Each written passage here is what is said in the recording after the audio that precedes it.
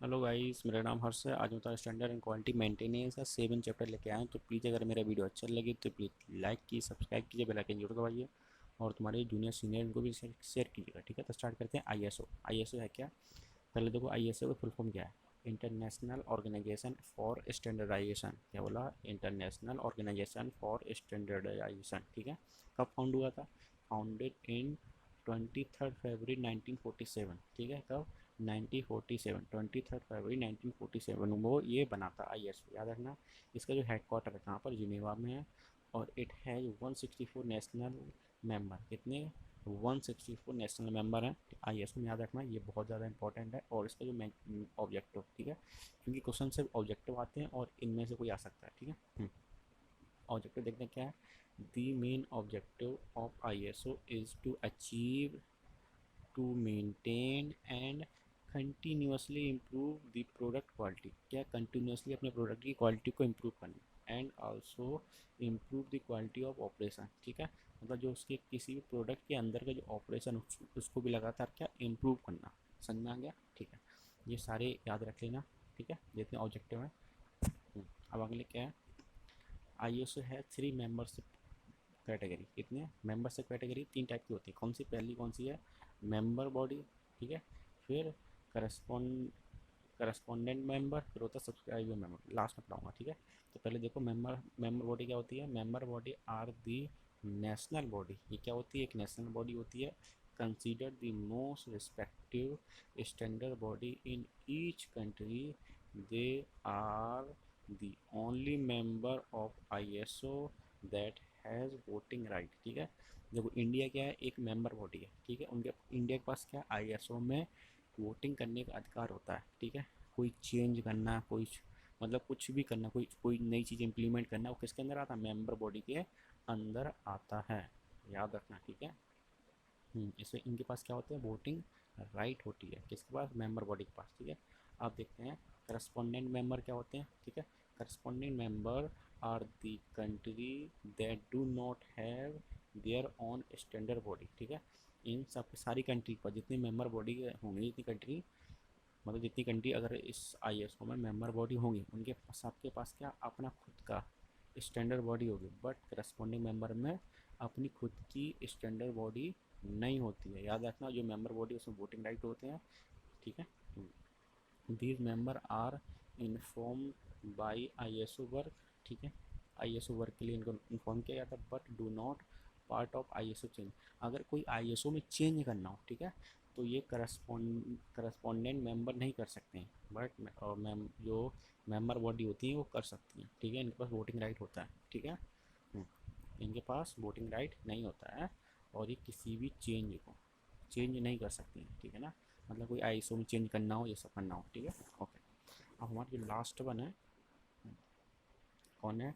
Subscriber member. Subscriber member क्या होते हैं? Subscriber member are the country with small economy. जो वो कंट्री जिसकी क्या बहुत ही छोटी क्या इकोनॉमी होती है। दे पे दी रिड्यूस मेंबरशिप फीस। ये क्या? जो मेंबरशिप फीस होती है, ठीक है, फिक्स होती है, लेकिन इनके लिए जिनकी इकोनॉमी बहुत बहुत कम होती है, उनसे जो वो मेंबरशिप फीस है वो क्या कम ली जाती है। ठीक है, but they can follow the development of ISO standard. और ये आईएसओ स्टैंडर्ड को फॉलो करती हैं, इनका कोई काम नहीं होता है। ठीक है, आईएसओ में ना ये वोटिंग कर सकती हैं, ना कुछ चेंज कर सकती हैं, ना इनकी खुद की स्टैंडर्ड ऑर्गेनाइजेशन होती है। बट ये क्या कर सकती हैं? करती हैं केवल केवल फॉलो करती हैं डेवलपमेंट ऑफ आईएसओ स्टैंडर्ड। जो आईएसओ स्टैंडर्ड उसको मतलब डेवलप करती हैं और उसको फॉलो करती हैं, याद रखना स्टेप। ठीक है, ये समझ में आ गया। ठीक है, अब देखते हैं पार्टी ऑफ आईएसओ सर्टिफिकेशन। ठीक है, कितनी टाइप की पार्टी होती है? 3 टाइप की पार्टी होती है। कौन? First party, second party and third party. क्या बोला? Party of ISO certification. ठीक है, 3 टाइप की पार्टी होती है। कौन कौन सी आईएसओ में? First party, second party and third party. क्या करती हैं? जो फर्स्ट पार्टी होती है, फर्म कैन ऑडिट इटसेल्फ। ठीक है, पहली फर्स्ट पार्टी होती है। पहला मतलब क्या होता है? जो तुम्हारी ऑर्गेनाइजेशन है या फर्म है, उसको खुद से आइडेंटिफाई करना या ऑडिट करना। ठीक है, कि हमारे जो ऑर्गेनाइजेशन है या मेरी जो फर्म है उसमें काम सही से हो रहा है, क्वालिटी अच्छी बन रही है। पहले क्या खुद से ऑडिट करना या फिर से कंफर्म करना, तो उसे क्या बोलते हैं, फर्स्ट बॉडी बोलते हैं, फर्स्ट पार्टी बोलते हैं। क्या बोलते हैं, फर्स्ट पार्टी बोलते हैं। सेकेंड पार्टी क्या होती है, दी कस्टमर कैन ऑडिट। अब कोई हम प्रोडक्ट बेच रहे हैं, अब कोई कस्टमर आएगा, ठीक है, वो ऑडिट करेगा कि हमारा प्रोडक्ट अच्छा है कि नहीं है, ठीक है। तो याद रखना फर्स्ट बॉडी में क्या खुद से हम ऑडिट करते हैं, ठीक है। सेकेंड पार्टी में क्या होता है कि कोई कस्टमर आके हमको हमारी जो ऑर्गेनाइजेशन है या फर्म है उसको ऑडिट करता है कि तुम्हारा प्रोडक्ट अच्छा है कि नहीं है, ठीक है। मुंह में गाली दे के जा सकता है उनके सामने, ठीक है। थर्ड पार्टी क्या होती है, the certifying agency serve as auditor, ठीक है। जो थर्ड पार्टी होती है, अब कोई बाहर से, ठीक है, कोई बाहर से एजेंसी आएगी तुम्हारी फर्म या ऑर्गेनाइजेशन को ऑडिट करने के लिए। याद रखना फर्स्ट पार्टी में खुद से करना होता है, सेकेंड पार्टी में कस्टमर करता है, थर्ड पार्टी में कोई बाहर से एजेंसी आती है या तो तुम्हारे जो तुम्हारे कंट्री की कोई अच्छी, ठीक है ना, एजेंसी होगी तुम्हारी, तो वो तुमको ऑडिट करेगी, ठीक है। First party, second party, third party समझ में आ गया होगा, ठीक है। देखो आई एस ओ 9000 क्या है, it is series of quality management. क्या है, सीरीज ऑफ क्वालिटी मैनेजमेंट। 9000 मतलब क्वालिटी, 14000 मतलब इन्वायरमेंट, इतना याद रखना, ठीक है। तो इन 1979 में बी एस आई के British Standard Institute submit a formal proposal to Geneva, ठीक है। ये ब्रिटिश स्टैंडर्ड इंस्टीट्यूट ने एक फॉर्मल प्रपोजल सबमिट किया किसको, जिनेवा को, ठीक है ना, टू फॉर्म ISO 9000, ठीक है ना। 1987 में, क्या 1987 में first editor of ISO 9000 publish based on UK and Canadian standard. जो 1987 में यूएस और कैनेडियन स्टैंडर्ड के बेसिस पर पब्लिश हुआ ISO 9000 में क्या पहली बार एडिटिंग हुई। क्या देखना, 1979 में ISO 9000 आ चुका था, 1987 में इसमें एडिट हुआ था, फर्स्ट एडिटर हुआ था। मतलब होता है ना कुछ एडिट करते हैं, जैसे कि कुछ अभी मैंने हमने कोई रूल बना दिया, बाद में 10 साल बाद या 15 साल बाद उसको एडिट कर देते हैं, ठीक है ना। कुछ अगर खामियां हुई तो ऐड कर देंगे, कुछ और ज़रूरत पड़ी, ठीक है, तो उसको हटा देते हैं, ठीक है, समझ आया, ठीक है। It is a management methodology adopted by company to deliver product and service that meet the customer satisfaction। मतलब क्या है, जो ये ISO 9000 है, ठीक है, ये क्या करता है, मैनेजमेंट मैथोडोलॉजी है टू अडॉप्ट द कंपनी, ये इन कंपनी को 9000 अडॉप्ट करता है, ठीक है। ये क्या करता है, ऐसा नहीं है कि ये बहुत ही अच्छी क्वालिटी बना के देगा, लेकिन क्या है, एक स्टैंडर्ड होता है कि कंपनी को एक स्टैंडर्ड मेंटेन करके रखना होगा, जो ये ISO 9000 बोलता है, या इनका जो रूल है उसको उनको मेंटेन करके रखना होगा। तो क्योंकि कस्टमर सेटिस्फेक्शन, इससे क्या होता है, कस्टमर को सेटिस्फेक्शन मिलती है कि हाँ प्रोडक्ट अच्छा है, ठीक है ना, समझ में आ गया होगा। फिर आगे है, the implementation of ISO 9000 standard does not mean higher level of quality। मैंने क्या बोला था, ये तो बोला था, ISO 9000 मतलब ये नहीं है कि तुम्हारा प्रोडक्ट बहुत ही अच्छा है, ठीक है ना, लेकिन but it it is forces a company to assure the company that product are manufactured according to standard। मतलब ऐसा नहीं है कि हम अगर हम ISO 9000 तुमको प्रोवाइड हो गया तो इसका मतलब ये नहीं तुम्हारा प्रोडक्ट बहुत अच्छा है, ठीक, सबसे अच्छा है, नहीं, लेकिन हम आप पर फोर्सली वो बोल सकते हैं कि तुमको एक स्टैंडर्ड को मेंटेन करना होगा, ठीक है। अपना प्रोडक्ट जो बना रहे हो, वो मैन्युफैक्चरिंग कर रहा हो, एक स्टैंडर्ड बेस होना चाहिए, उससे नीचे नहीं आना चाहिए। अगर इससे नीचे जाओगे तो हम उस तुम्हारी जो ये हमने दे रखा है, ठीक है, तुमको ये वापस ले लेंगे ISO 9000 सर्टिफिकेट, समझ में आ रहा है, ठीक है। Why company want to ISO 9000 company क्यों चाहती हैं कि हमको भी ISO 9000 मिल जाए, रजिस्ट्रेशन हो जाए हमारा, क्योंकि ये जो हम कंज्यूमर है, ठीक है ना, तो सॉरी, ठीक है, तो क्या कस्टमर सेटिस्फेक्शन, ठीक है, हम क्या कंज्यूमर, हमें पता है कि हमको क्या चाहिए। अगर हमको कोई सामान लेने जा रहे हैं, ठीक है, एक है कि ऐसे रख बना हुआ है, ठीक है, एक है ISO स्टैंडर्ड का है, तो अगर दोनों के प्राइस सेम है, थोड़ा बहुत अंतर है, तो हम कौन सा चुनते हैं, ISO वाला चुनते हैं, कि उसमें सेटिस्फेक्शन है कि भाई ये मिनिमम स्टैंडर्ड क्वालिटी को मेंटेन करके रखेगा, ठीक है ना। तो क्या कस्टमर सेटिस्फेक्शन होता है, और for information. And second one क्या है, improve organization management and product service quality. ठीक है, क्या करता है, जो हमारा ऑर्गेनाइजेशन मैनेजमेंट है इसको इम्प्रूव करता है और प्रोडक्ट सर्विस क्वालिटी को भी इम्प्रूव करता है। ठीक है, अगला पॉइंट क्या है, एंटरिंग इनटू ग्लोबल मार्केट। अगर तुम्हारा ISO 9000 है तो तुम बहुत आराम से ग्लोबल मार्केट में जा सकते हो। ठीक है ना, एंटरिंग इनटू ग्लोबल मार्केट। अगला क्या है, एक्स एक्सपो हाँ, एक्सपोर्टिंग इंटरनेशनली। अगर तुम्हारा प्रोडक्ट अगर ISO 9000 सर्टिफाइड है तो अपना प्रोडक्ट को ग्लोबली भी ले सकते हो या फिर एक्सपोर्ट कर सकते हो इंटरनेशनली, मतलब किसी कहीं पे भी इंटरनेशनली वो एक्सपोर्ट कर सकते हो। ठीक है ना, अब देखते हैं note, ISO 9000 standard series are based on the 8 principle of TQM। ठीक है ना, ISO 9000 स्टैंडर्ड सीरीज है, किस पर बेस है, ऑन 8 प्रिंसिपल ऑफ TQM। ठीक है ना, जैसे ISO 9001, ISO 9001 क्या है, रिक्वायरमेंट है कि तुम्हें प्रोडक्ट में इतना सब चाहिए होगा, मतलब मिनिमम रिक्वायरमेंट क्या है कस्टमर की, वो होनी चाहिए।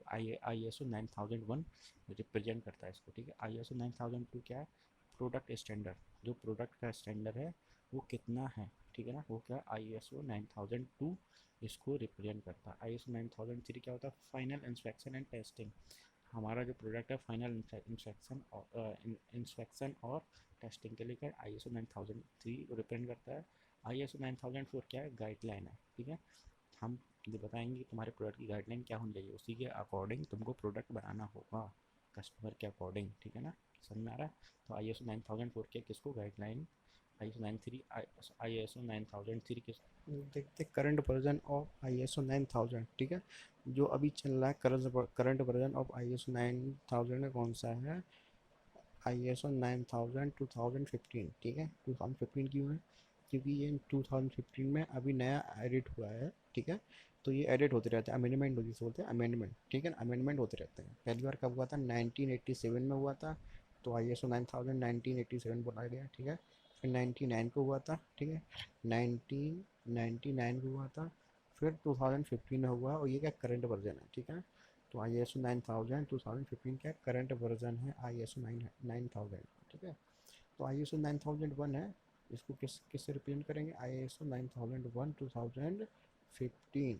No fix schedule for revision, मतलब क्या है, इसका कोई रिवीजन का कोई फिक्स शेड्यूल नहीं होता है कि जैसे 87 में है, फिर 1999 में है, फिर 2015, इसका कोई फिक्स पीरियड नहीं है कि 10 साल बाद 15 साल बाद एडिट हो। ठीक है, जब इनको ज़रूरत पड़ती है कि हाँ जब अमेंडमेंट करना चाहिए तो ये अमेंडमेंट कर देते हैं। ठीक है, समझ आ गया। ठीक है, और जो 2014 है, ठीक, 14000 ISO 14000 क्या है, it is the family of standard related to the environmental management. क्या किसके रिलेटेड है ये, इन्वायरमेंटल मैनेजमेंट से रिलेटेड है ISO 14000। ठीक है, it provide standard in 3 major area. ठीक है, ISO 14000 है, इसके 3 मेजर एरिया हैं। पहला कौन सा है, मैनेजमेंट सिस्टम।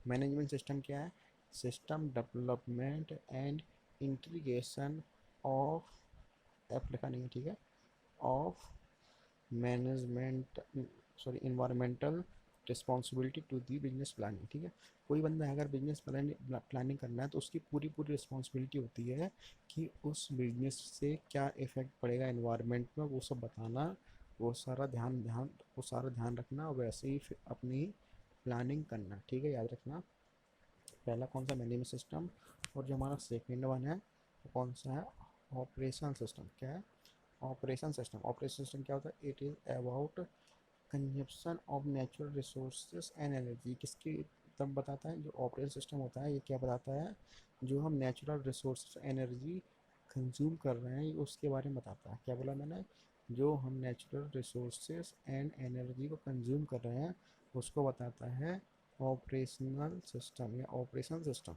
ठीक ना, जो हमारा थर्ड वन है, लास्ट वन क्या है, इन्वायरमेंटल सिस्टम। इन्वायरमेंटल सिस्टम क्या होता है, it is about measuring and managing the emission and other wastage. ठीक है ना, ये क्या बताता है कि जो वेस्टेज हो रहा है, ठीक है, या फिर एमिशन हो रहा है, या मैनेजिंग और मेजरिंग, ठीक है ना, इसके बारे में बताता है।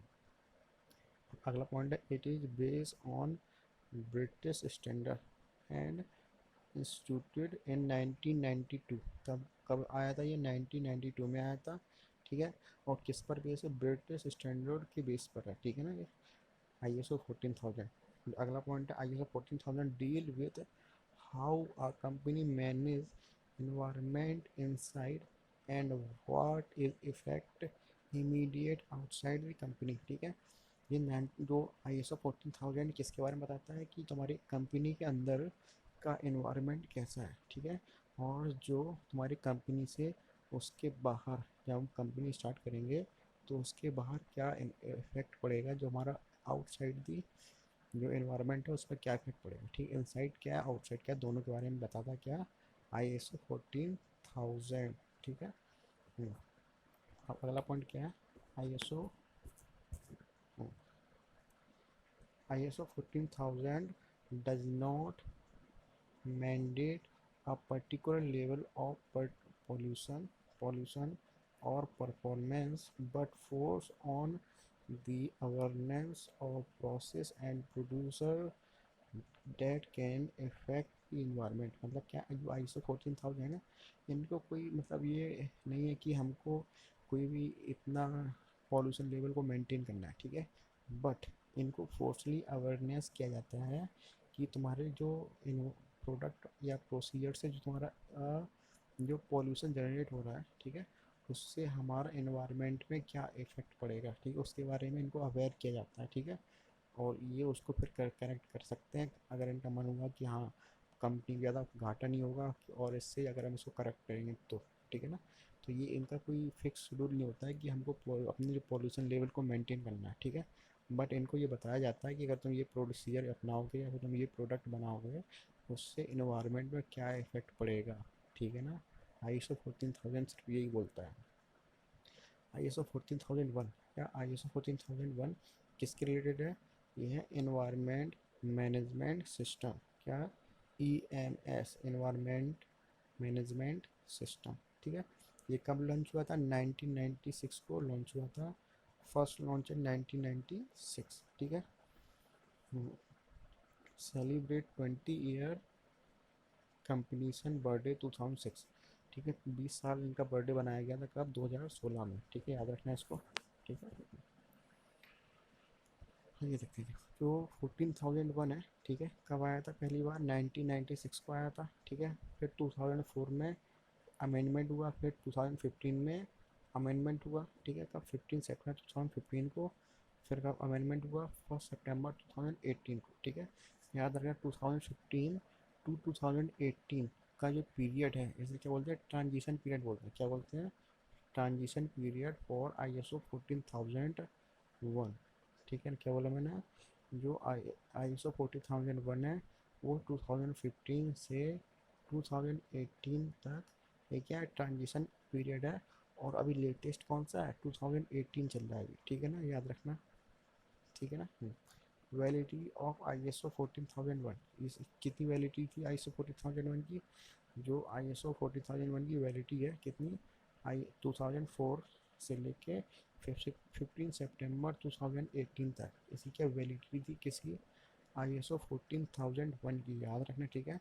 और जो ISO 14004 है किसके लिए वर्क करता है? गाइडलाइन, मतलब हमको जो कंपनी होती है उसको गाइडलाइन जारी करता है कि तुम्हारी कंपनी को ऐसे ऐसे वर्क करना है जिससे इन्वायरमेंट में बहुत ही कम इफेक्ट पड़ेगा तुम्हारे प्रोडक्ट्स से, ठीक है। और इसका जो लेटेस्ट वर्जन है कौन सा है? ISO 14000 2016। कौन सा? ISO 14000 फॉर 2016 इसका लेटेस्ट करेक्शन हुआ था। तो कौन सा अभी करंट वर्जन है? 2016 का, याद रखना, ठीक है। हम्म। तो अब स्टार्ट करते हैं ओसास 18000, ठीक है। अभी तक पढ़ा था हमने ISO 9000, वो किसके लिए था? क्वालिटी के लिए। अब ISO 14000 पढ़ा, वो किसके लिए था? इन्वायरमेंट के लिए।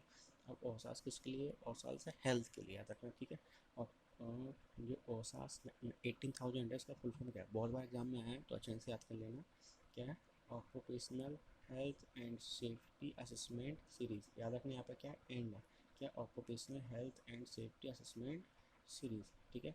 ये क्या है? एक इंटरनेशनल स्टैंडर्ड, ठीक है, जो करता है प्रोवाइड करता है which provide a framework to identify, control and decrease the risk associate with the health and safety within the company, मतलब किसी भी कंपनी को एक प्रोडक्ट बनना है, ठीक है, तो क्या करता है उस प्रोडक्ट में क्या है हमारे हेल्थ को रिस्क कर सकता है, उसको क्या रिड्यूस कर सकता है, कंट्रोल करता है और आइडेंटिफाई करता है। कौन? ओसास 18,000, याद रखना, ठीक है।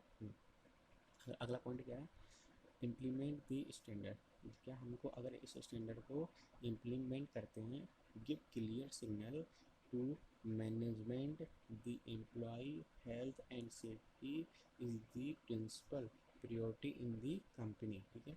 अगर हम औसास 18,000 किसी भी कंपनी को प्रोवाइड करते हैं, ठीक है, तो उसकी जो मेन प्रायोरिटी होती है क्या होती है? उसकी मेन प्रायोरिटी होती है किसके लिए होती है? एम्प्लॉय की हेल्थ एंड सेफ्टी के लिए होती है, याद रखना, ठीक है।